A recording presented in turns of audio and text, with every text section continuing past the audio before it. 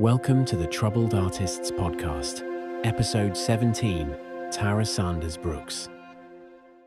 Welcome back to the Troubled Artists Podcast. Today I am here with Tara Sanders Brooks. Tara Sanders Brooks is a writer and cinematographer based in Los Angeles. She has written for publications across the film industry, including American Cinematographer, Women in Media, and Fujifilm, and is currently working on her debut novel, It Will Last Longer, which is set to debut on September 16, 2025. So thank you again, Tara, for being on the show. So before we begin, I do like to ask this one question. Tell us in your own words, who is Tara Sanders Brooks? Okay. Very happy to be here, first of all.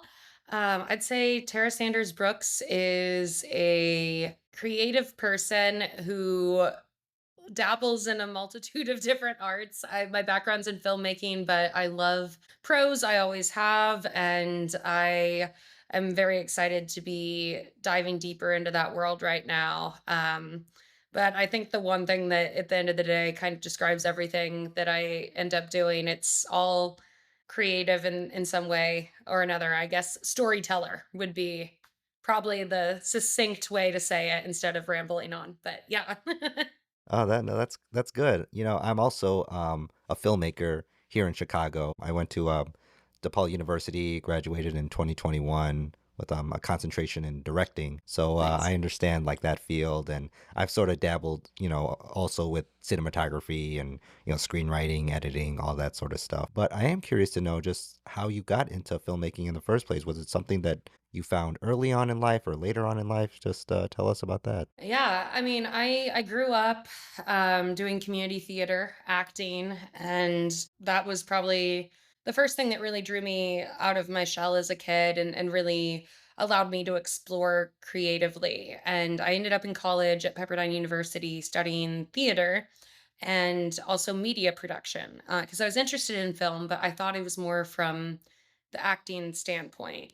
And I found out at Pepperdine that I wanted more opportunities to act than I was getting. And so I started making my own content and fell in love with it. And that was kind of what led me down the rabbit hole. And I ended up going to USC for my master's in film. Thought I was going to be a writer director then, fell in love with cinematography there. And I still do write and produce and on occasion act. But cinematography has been my bread and butter since I graduated film school, and I love it so much. But yeah, I realized that I also needed to write to feel fully fulfilled. So yeah. Yeah, no, that's great to hear. Yeah, USC is a very great film school.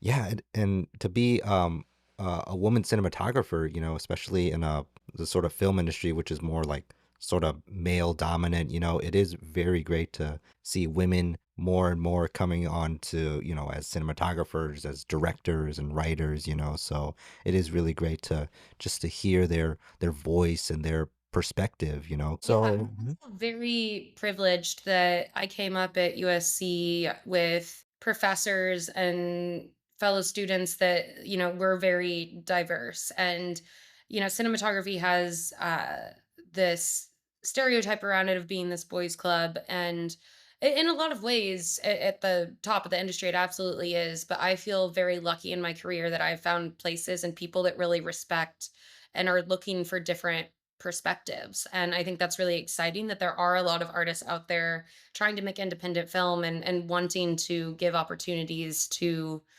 people that haven't historically had them. And so I feel very lucky that I've gotten to know a lot of great people that are really prioritizing that in my career. Yeah, absolutely. Especially nowadays with technology, and social media, it's easier to get like your content out there to have people see it and to connect with other filmmakers and other artists, So let's get into some of those questions that I wanted to ask you, which the first one being, how does cinematography influence your approach to writing? I really love that question. I think that cinematography makes me a more visual writer. I find myself looking at a scene from kind of a similar perspective as I would if I were showing up on a film set. I think about the quality and the quantity of light in the scene. I think about, painting that scene visually. And an exciting thing about writing prose is that you have a carte blanche pretty much to just go into that description as much as you want. Because writing screenplays, you need to leave a lot of that up for the discretion of the director and what they're going to actually do on set with your work. But in prose, you can describe every little detail of it. You can have absolute control over the visual aspects of it, which I think is just really, really exciting. And I think that just being able to fully explore visually different scenarios through my writing is very satisfying as a cinematographer. Mhm. Yeah, absolutely. Again, just like seeing different people's perspective on things and collaborating is, obviously very important in film. And I've been fortunate enough to meet also a bunch of people from film school, and being able to see their work and just like see they have like this whole new perspective that I never would have thought of. So it is really great again just to see what people are capable of.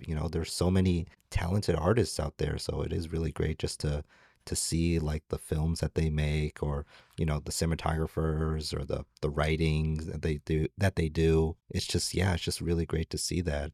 I did want to get into this. Currently you're working on this novel that you're working on, It Will Last Longer, which it seems like a very cool book. And I was curious, like, what inspired the blend of crime and queer romance in that particular novel? Yeah, I mean, that I was trying to think of, and I kind of think it's just what came out of putting the characters in the particular scenarios that I did. I didn't go into writing it with any genre really in mind other than the aspiration for it to be literary fiction. And the genres that it kind of melded into, because it has a little bit of, noir and crime and romance, but at the heart of it, it's a character study. And all of that just kind of came out of putting these characters in these circumstances and trying to see where they'd go. And it went in directions of, crime for sure. And yeah, queer romance, which I think is no big surprise that that is something that I wanted to be an element of the book for sure. But I kind of let the characters lead me. And maybe that sounds a little bit woo woo, but I also think that like I didn't want to outline too much with this. I really wanted to try the practice of just trying to write and see where the characters took me, and which I mean I really loved doing, and I plan on doing for my next book as well. Yeah, that is really great to see that you're, diving into different art forms, writing a novel. And it's just really great. Like I said, there's different arts out there. And like for me, when I first discovered film, it was like this sort of like, wow, this is really awesome. Before I was always sort of an artist. I would draw, or I would write some stuff, but I never thought of like, writing a novel, or like making a film. But then once I found more and more about it, it's like, oh wow, there's a whole nother art form out there. So it's just really cool just to see that, and just to experience that and do it as a career, or as like part-time, whichever it may be. But I just feel like everybody should have that creativity inside of them. um, so I was curious to know, like, because you also were a film journalist, like for American Cinematographer, Women in Media, and Fujifilm. So how did transitioning from film journalism to novel writing help shape your storytelling? It's really interesting because they're so different in some ways, and then there's definitely overlap in others. And I've always written creatively. I have a creative writing minor from college as well. I used to get in trouble in elementary school for writing stories instead of paying attention. Like that's always been part of my life. But I was a staff writer at American Cinematographer for 4 years. And in journalism, so much is like delving behind the curtain, figuring out the why and figuring out the details that people are going to want to know. And I think hopefully bringing that investigative mind into the book, would add some intrigue there. I would hope. And I mean, I think it's also one of my main characters. Abby is a journalist for the LA Times. And so trying to inhabit her space and inhabit, what she is looking for as she tries to write her own stories, her own journalism in the book. I tried to, you know, take some of my own experience, even though film journalism is very different than being a news reporter for the LA Times. But I was trying to draw on that experience in that way to help inform that character. Um, on that front, I also have a good friend who is an actual journalist in Tennessee. And so I turn to her a lot to be like, is this realistic for this character? But I think that my fascination with journalism and with investigative journalism in particular really comes out of loving to dive behind that curtain when I'm writing about the making of a movie or a music video or what have you. So, yeah, I think that that's just part of me now after spending 4 years there. That's part of how I think.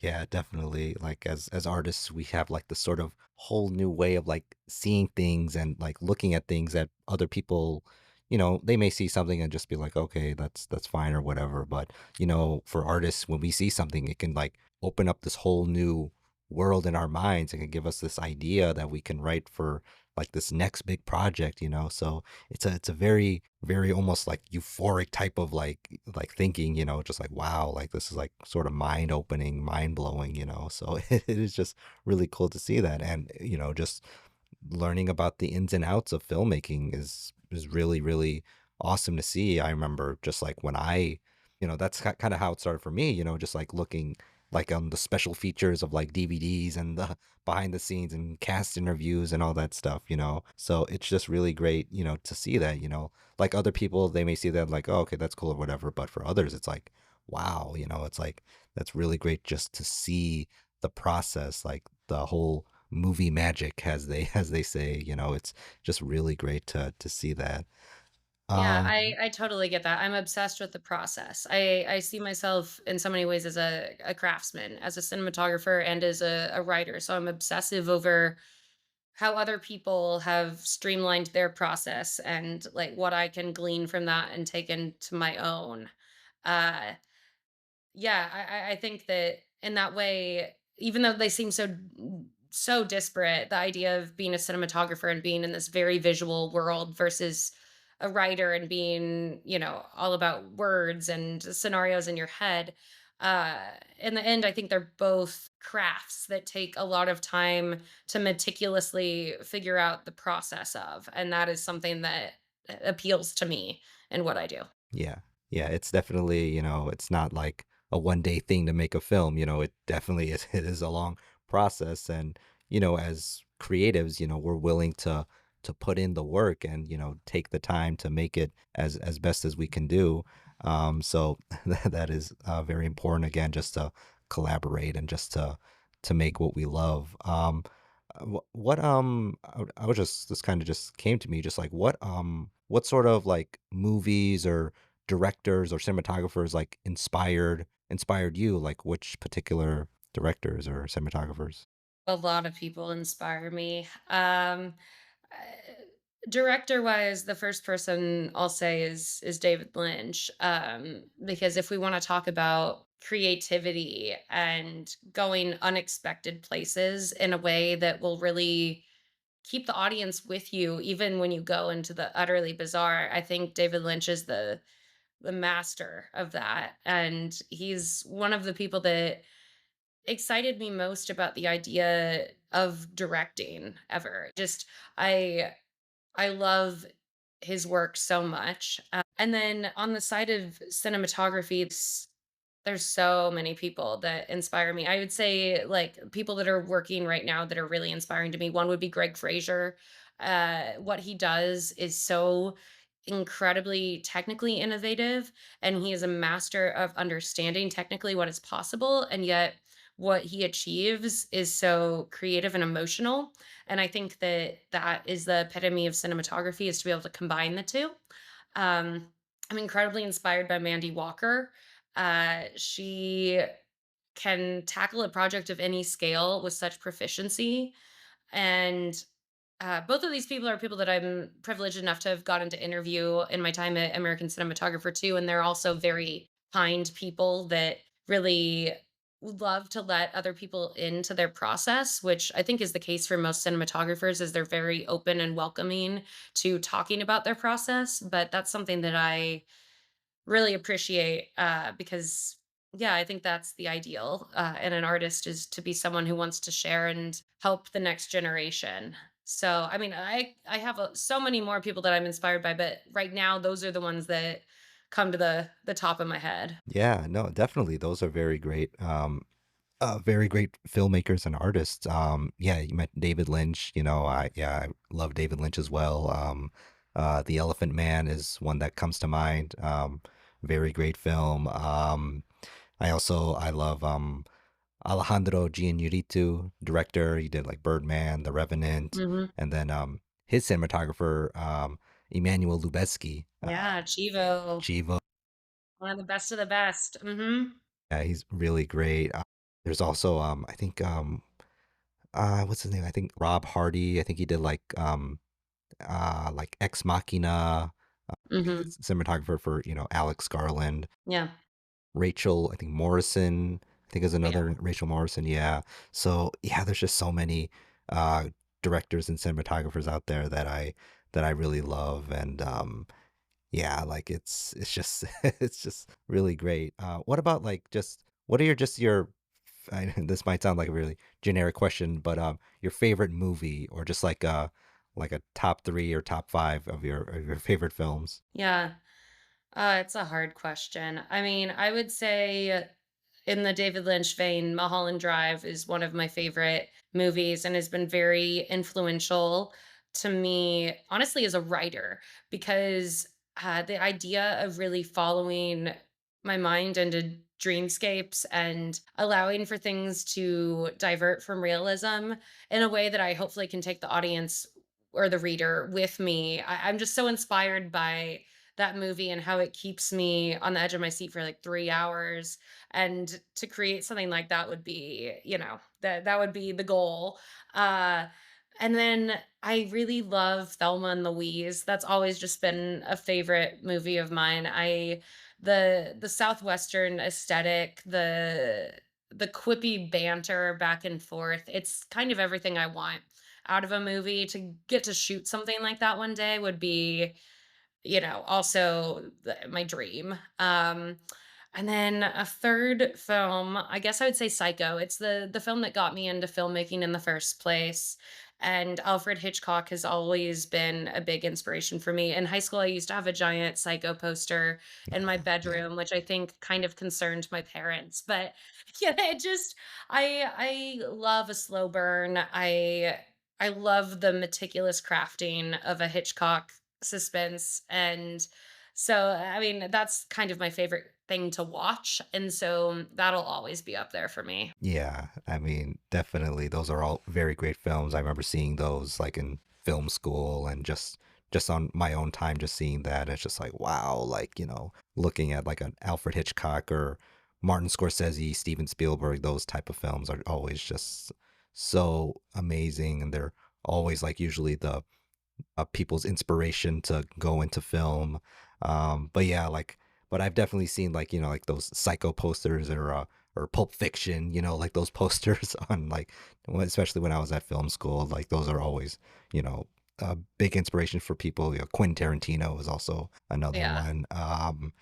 Yeah, I mean, there's again like everybody always asks me that question too. Like when I tell them, "Oh, I'm into film," they're like, "Oh, what's your favorite movie?"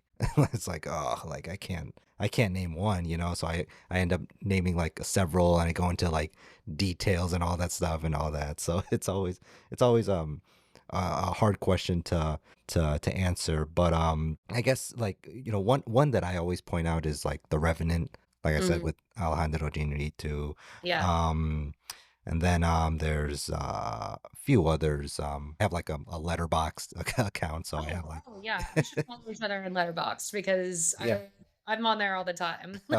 yeah, definitely. But yeah, so I have like The Revenant up there. The Elephant Man, as I mentioned. Uh-huh. I think Pearl was one of them. Ty But yeah. West, yeah.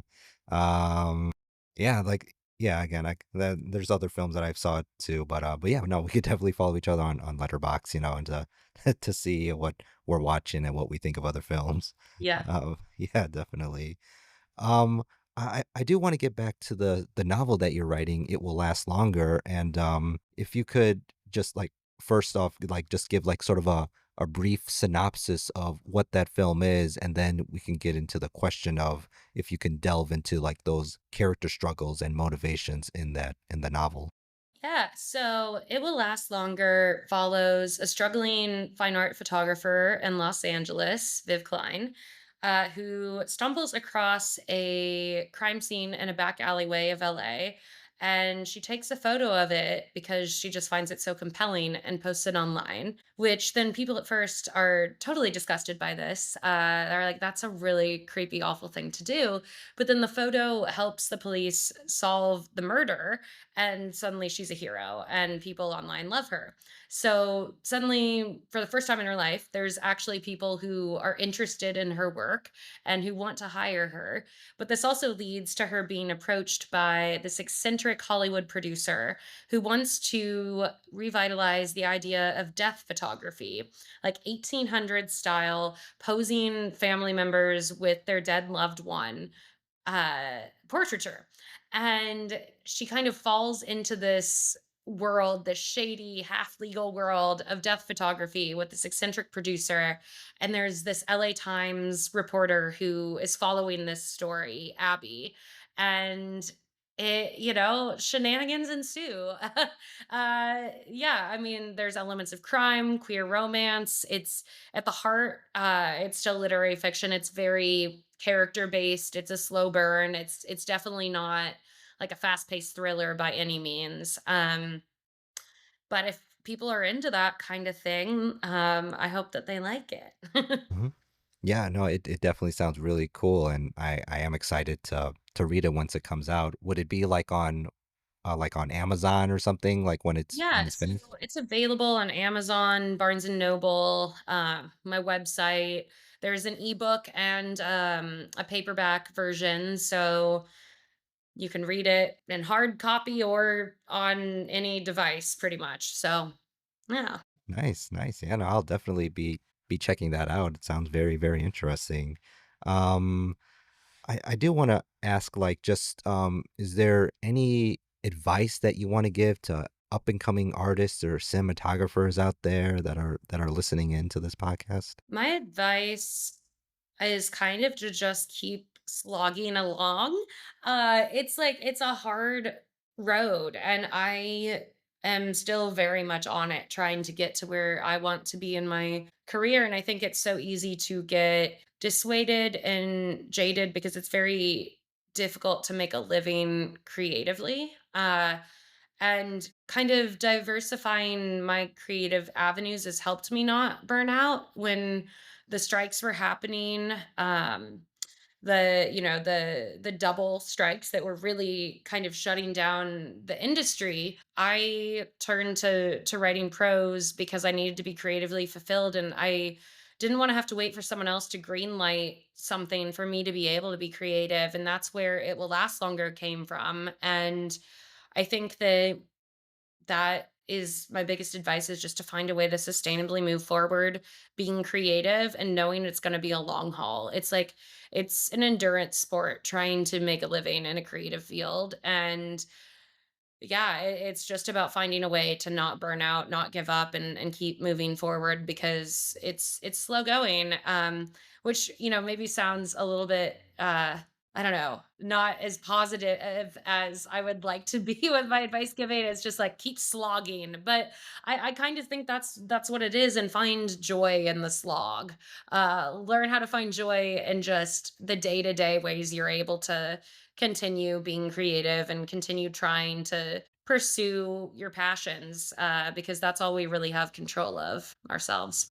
Yeah, no, no, definitely. I do think, yeah, like it is it's not like you said an easy road, there's definitely a lot of bumps and along the way, but again, I feel like as artists and creatives, we're gonna find a way to move past that stuff. We're not gonna let those obstacles, stop us from being who we are, which are artists and filmmakers, natives, and yeah, I feel like people just need to hear that, just to let them know that, hey, you're not alone, we all have to start somewhere, we're because like, people, they see like these big Hollywood films and like the red carpet stuff and the Oscars, and they think it's like all like this glitz and glamour type of thing. But there's a whole process, like a whole working, like 12-hour days or even longer, days on set, it's a lot, but at the end, it definitely it's worth it, just to see our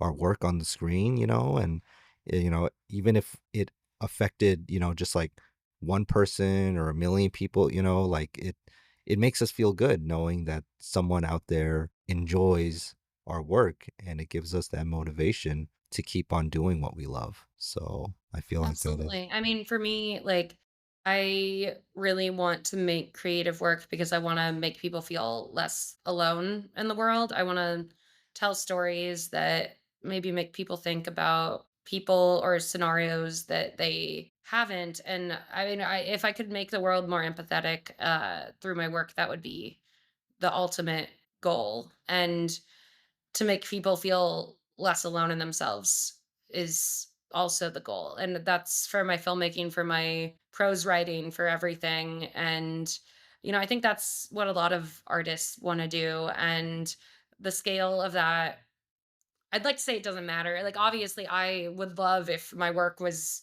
reaching and touching millions of people. That's obviously everyone has those aspirations, I think. But uh yeah, I mean, it's really meaningful to even just give someone my manuscript and have one person seem to like actually have gotten something out of it. I mean, that's again in my opinion, the goal of storytelling is touching people. And so if it's one person, that's still great. Yep, definitely.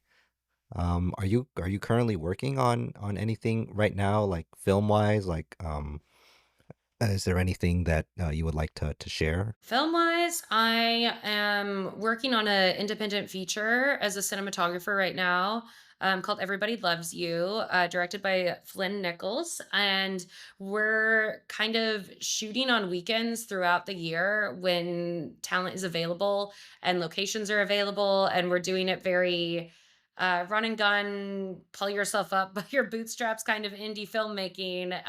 So I don't know exactly when it'll be done and out there, but it's been honestly really creatively fulfilling working on that because everyone involved is just really creatively minded and open to trying things, and it's been a really cool experience. And then on the writing side, I'm working on my second novel right now. It's been slow going right now. I want to get more into it once It Will Last Longer is officially out there on the 16th of September. uh Trying to get a novel out there as a self-published author and get it some visibility so people know that it even exists is a whole feat in itself. And so that's kind of been like the focus of my writing time right now, unfortunately. But I'm excited to get back into the second novel soon. Yeah, no, definitely, and I wish you continued success on both your film journey and your novel journey. I feel like, again, just stay creative, be be who you are, and again, there's going to be bumps along the road, but you got this, you can, just keep on going, keep on doing what you love. Yeah, Yeah, absolutely. definitely. Yeah, so like, I mean, I think for me, like, again, like I'm doing this podcast, this is like just another way for me to stay creative and meet, talented artists like you and other people just around the world, like I was able to interview people from like, like Iran and other people from like different states and stuff like that. So it's just been really great to, just to hear people's stories and just see what they're working on. And like I've talked with like people that are authors and filmmakers and actors and actresses, so it's just really great just to see what they're doing. And a lot of them, or mainly all of them, sort of have that same journey of like, hey, like it's not easy, I started here, and but they all have that passion to keep on going, which you have that passion as well. So again, that's really great to see that.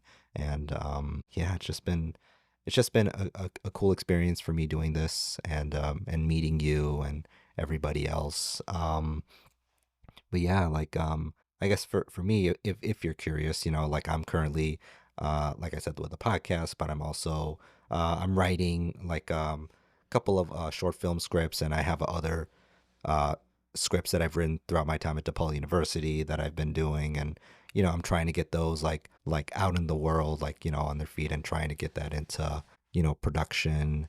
And I currently have a film out doing like the film festival circuit right now. So doing that, and then yeah, just I'm just continuing to just write more scripts and stuff, and collaborate and network with other artists and filmmakers out there. So yeah, it's just been really cool doing that. That's great.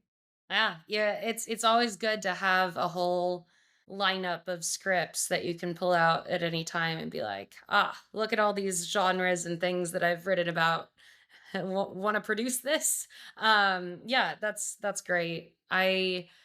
I'm trying to get kind of a little roster going of short stories right now, so that I have more prose in a variety of different genres that I can be like, look, I also can do this, which is fun. It's fun to kind of fill that back catalog um, with things that hopefully get seen one day. So that's awesome that you're writing that much. Yeah, definitely. So where can people, if people are interested, where can they follow you or see some of the work that you've done? Yeah. So check out my website, tarasandersbrooks.com. You can learn about my filmmaking and my novel over there. There's the link to the Amazon page for It Will Last Longer. And also there's my cinematography reel if you're interested in that.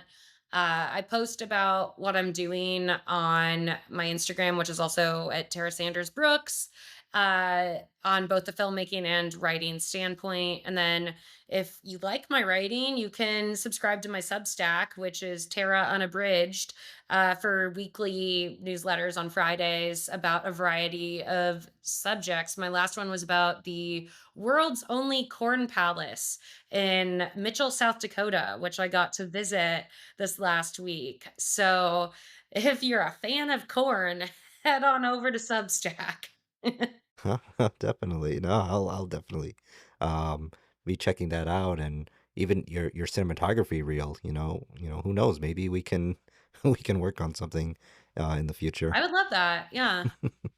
But yeah, like I said, I've been to LA, and I have a couple of family out there in LA. And I even have like a cousin out there who's into acting. She's doing that over in LA. So yeah, no, it's definitely, I'll definitely visit there, sometime. And yeah, just continue just to be an artist, be creative. So yeah, definitely. Yeah, absolutely. Everyone should come out to LA. It's a great place.